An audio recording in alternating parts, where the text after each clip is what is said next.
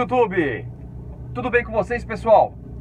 Muito bom dia daqui do Japão, boa tarde, boa noite a todos que estão por aí. E eu estou olhando aqui porque eu vou ter que atravessar o carro, ter que esperar o farol fechar. E eu tô meio que de atravessado aqui na avenida. Vamos lá? Hoje eu gostaria que vocês prestassem muita atenção nas palavras que eu vou conversar com vocês. Eu vou fazer uma síntese geral. Vamos ver se eu consigo aqui em 15 minutos fazer uma síntese.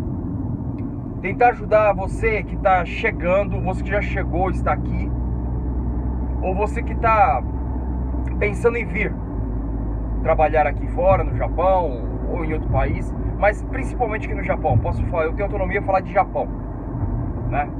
Alguma coisa dos Estados Unidos, porque eu conheço algumas pessoas que estão lá, mas vamos se ater aqui ao Japão.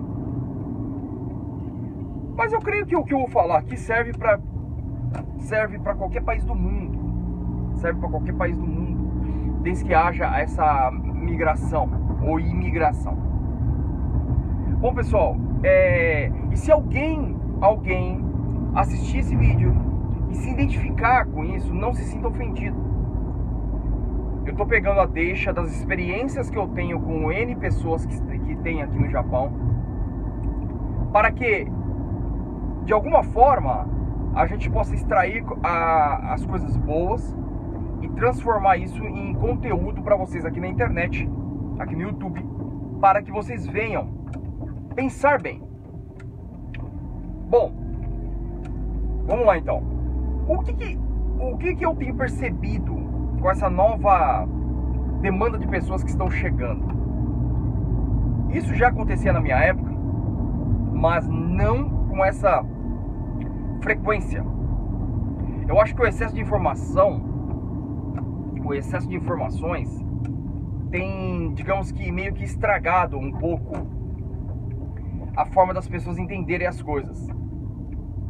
As informações são boas, mas pelo que eu vejo, o processamento... Tá, obrigado. É o aparelhinho falando aqui. O processamento dessas informações na mente das pessoas, eu tenho percebido que tem sido um processamento um pouco errôneo no que se diz respeito ao assunto que nós vamos falar agora. Bom, você chegou no Japão. É normal, é muito normal que as pessoas não se identifiquem muito com o trabalho que elas vão exercer. Às vezes, ela sempre fala assim, as pessoas comunicam comigo aqui e falam: poxa, Nelson, eu combinei uma coisa no Brasil, chegou aqui, ela era outra, ou era quase igual. Eu já expliquei isso para vocês. O agenciador que está no Brasil, ele vai dar uma proximidade do que é viver aqui. Se ele nunca viveu aqui, ele também fala à base de informações. E sobre o trabalho, você tem que entender que às vezes ele fala assim pra você: você vai apertar parafuso. Mas você chegou aqui e a vaga para apertar parafuso já foi preenchida nesse inteirinho que você chegou aqui. Mas a empresa tem um trabalho, então você vai, digamos assim, se você vai limpar peças.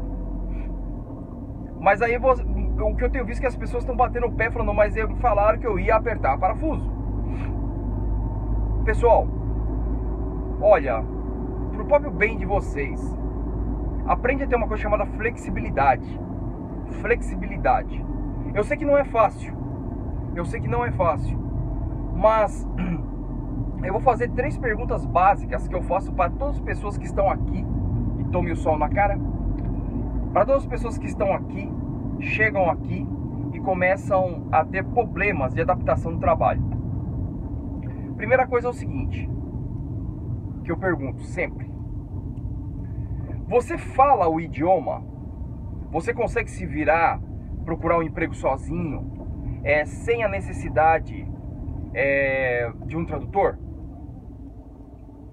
Se a resposta é não, então você tem aí um ponto negativo, né? Você tem um ponto negativo em relação a você conseguir um emprego.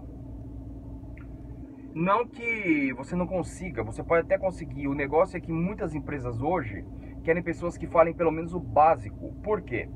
Porque eles estão diminuindo a quantidade de encarregados, ou seja, de tantuchas, né? Como a gente fala aqui. Eles estão diminuindo a quantidade. Então você vai ter que se virar sozinho. Bom, aí uma coisa puxa a outra. Você tem carta de motorista? Você acabou de chegar? Não, não tenho ainda. É um outro ponto negativo. Automaticamente, se você não tem carta, você não tem carro.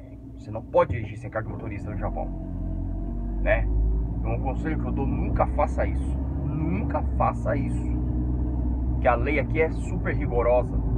E uma vez que você for pego dirigindo sem carta, você pode perder o direito, pelo menos até 5 anos, de tirar a carta.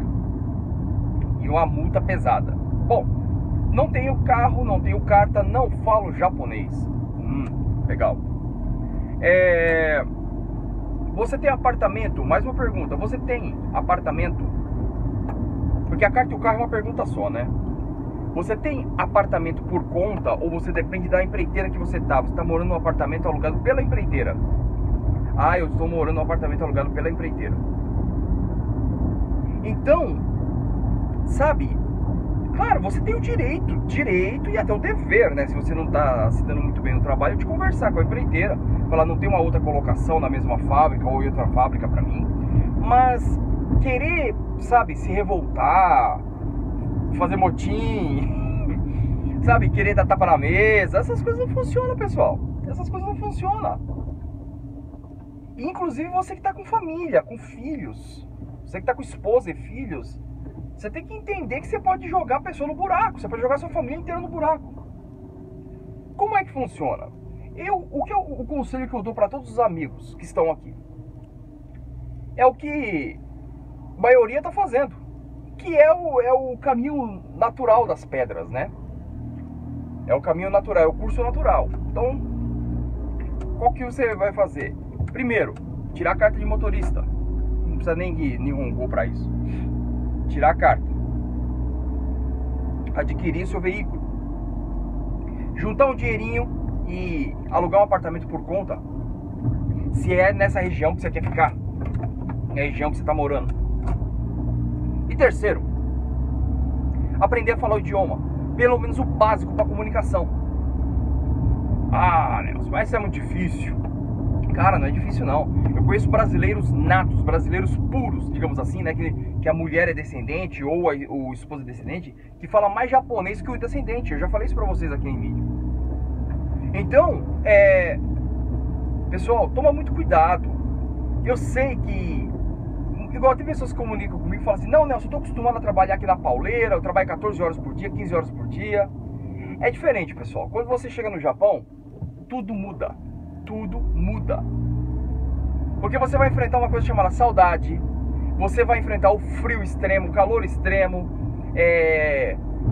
Aqui a cultura é diferente. O povo aqui é um povo diferente. Você quase não vê ninguém na rua. Vocês já perceberam isso em vídeos. As pessoas aqui no geral, elas não têm muito isso de ficar na esquininha trocando ideia. Cada um entra pra sua casa, fecha a porta, e ali dentro do apartamento ali, cada um se vira. Ou seja, cada um cuida da sua vida. Então, existe esse impacto, né? Um impacto, digamos assim, cultural, um impacto de amizade. Você praticamente não tem amizades que eu digo assim, igual você tem no Brasil, de chegar, ligar pro camarada: vamos dar um rolê ali, vamos jogar um bilhar. Isso aí só foi no final de semana, se você tiver algum amigo. Mas assim, durante a semana, essas coisas quase não existem aqui. Porque ainda que você tenha tempo, os outros não têm. Olha o pessoal aqui treinando aqui, a molecada treinando. Aí, passou aí no vídeo, viu? Eles estão fazendo uma corrida aqui, vai ter maratona, com certeza vai ter maratona, então eles já estão se preparando. Cada bairro aqui vai com uma escola representando, ou as escolas, vai ser maratona de escola. Olha eles aqui também, ó. Aqui são os meninos, ó. Viram aí? Vocês estão entendendo? Então, pessoal, eu costumo falar o seguinte: quando você vem com a sua fé, com a sua coragem, fé em Deus, fé em você mesmo. Mas entenda uma coisa, deixa as coisas de Brasil no Brasil, entendeu? Os pensamentos de brasileiro, de Brasil no Brasil. Eu não tô falando aqui de pensamentos ruins, não. Pensamentos normais mesmo. Você tem que vir meio que resetado pro Japão. Meio que resetado. Para começar uma nova vida, para começar uma nova era na sua vida. Se é que você me entende. E quando chegar aqui, ainda que não esteja dando tão certo, ainda que esteja cansativo, ainda que... Sabe, a não ser que está prejudicando muito a tua saúde. A não ser que você vê que vai acabar com a tua saúde em pouco tempo. Aí tudo bem, aí eu eu aconselho até você mesmo a sair do serviço. Mas eu me lembro que quando eu fui descascar peixe, gente, eu colocava sangue pelo nariz quase todos os dias. Por quê? Porque nós trabalhávamos um frigorífico. E tinha uma geladeira que eu tinha que entrar, que você podia ficar só até 7 minutos lá dentro. Era menos 23 graus, se eu não me engano. Então você imagina, quando eu puxava a respiração, já queimava, né? Congelava tudo por dentro. Eu chegava em casa, em pleno verão, com o nariz seco. Aí eu ia lá, suava o nariz embaixo do chuveiro e saía sangue. Saía sangue puro. E eu falava, eu não quero ficar aqui, eu odeio esse lugar, eu detesto esse trabalho. Só que às vezes eu saía na janela, saía na porta ou na janela, dependendo do lado que eu saí do apartamento, olhava para um lado, para onde que eu vou? Olhava para o outro, para onde eu irei? Eu não sabia fazer nada, pessoal. Eu não sabia para onde andar, não sabia me virar. Mas o que aconteceu? Um colega meu falou assim, Nelson, tira a carta, cara. Tira a carta. Mas ele não falou isso no intuito de eu sair do serviço.